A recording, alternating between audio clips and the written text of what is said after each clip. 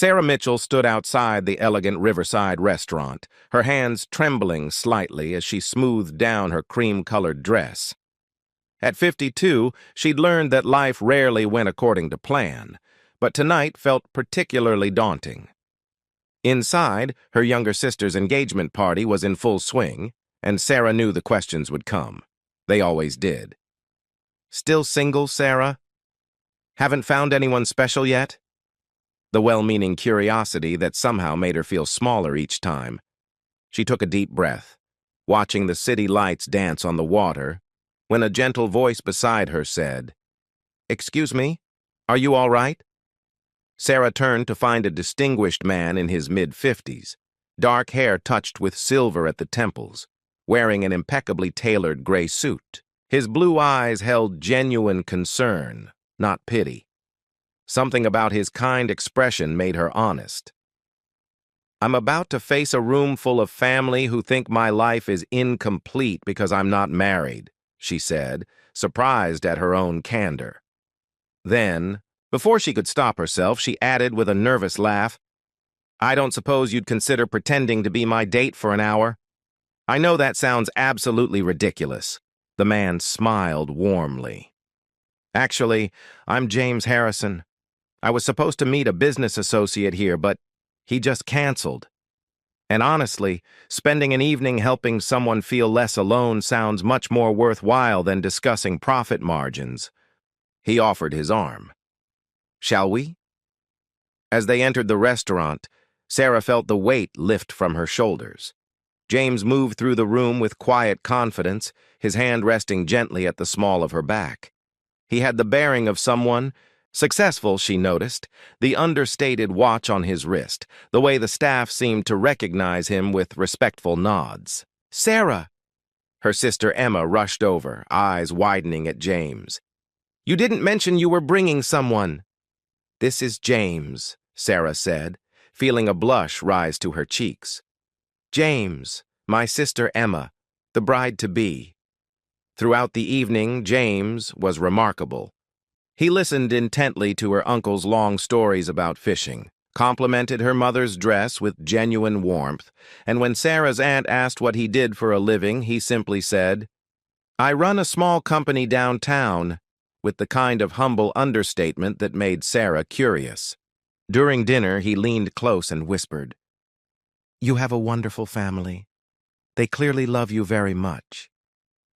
"They do," Sarah admitted softly. "Sometimes love comes with a lot of expectations, though. The people who truly love us want us to be happy not to fit into boxes," James said, his eyes crinkling at the corners. "I learned that lesson late in life myself. I spent 20 years building a business, thinking success meant working 80-hour weeks. My daughter was in college before I realized I'd missed watching her grow up." There was such quiet regret in his voice that Sarah reached for his hand without thinking. "But you realized it. That counts for something." "It does," he said, squeezing her hand gently. "She and I are close now. Better late than never, my wise daughter tells me." As the evening wore on, Sarah found herself forgetting this was supposed to be pretend. James asked about her work as a librarian, genuinely interested in the literacy programs she ran for adults learning to read. He shared stories about his daughter, the single father years when he'd struggled to braid hair and pack lunches while running board meetings. "You know what I've learned?" he said, as they stood on the restaurant's terrace, the spring breeze carrying the scent of flowering trees. "The years I thought I was falling behind, when other executives were married with perfect families and I was raising my daughter alone, eating cereal for dinner, those were actually the years I was becoming who I needed to be. The years that taught me what really matters." Sarah felt tears prick her eyes. "I needed to hear that tonight. Thank you." "Sarah," he said gently, "I should tell you something. That small company I mentioned? It's actually not so small. I'm the CEO of Harrison Technologies. I have more money than I'll ever need. A penthouse apartment, all the things people think equal success." He paused, his expression earnest. "But this evening, just being here, talking with you, Your family? It's been the most genuine thing I've done in months. You weren't looking for someone wealthy or important. You just needed a friend. That's rare. Sarah studied his face, seeing not a powerful CEO but a kind man who'd chosen to help a stranger. You could have said no, she said softly. Why didn't you? Because a year ago my daughter got married and I stood at her wedding alone.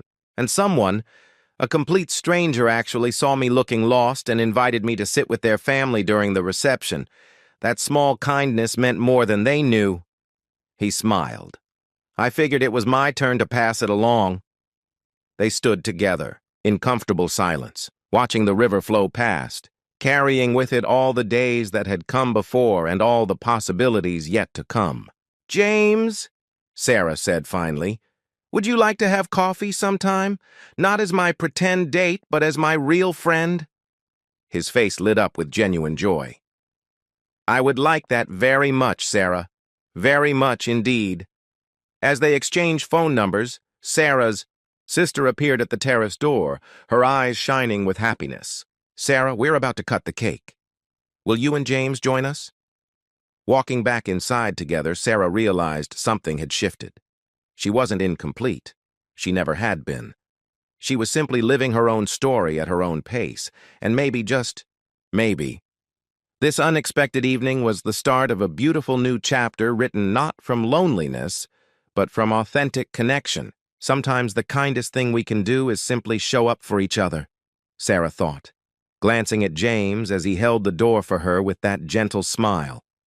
And sometimes, when we stop pretending to be what we think we should be, we finally become exactly who we're meant to be.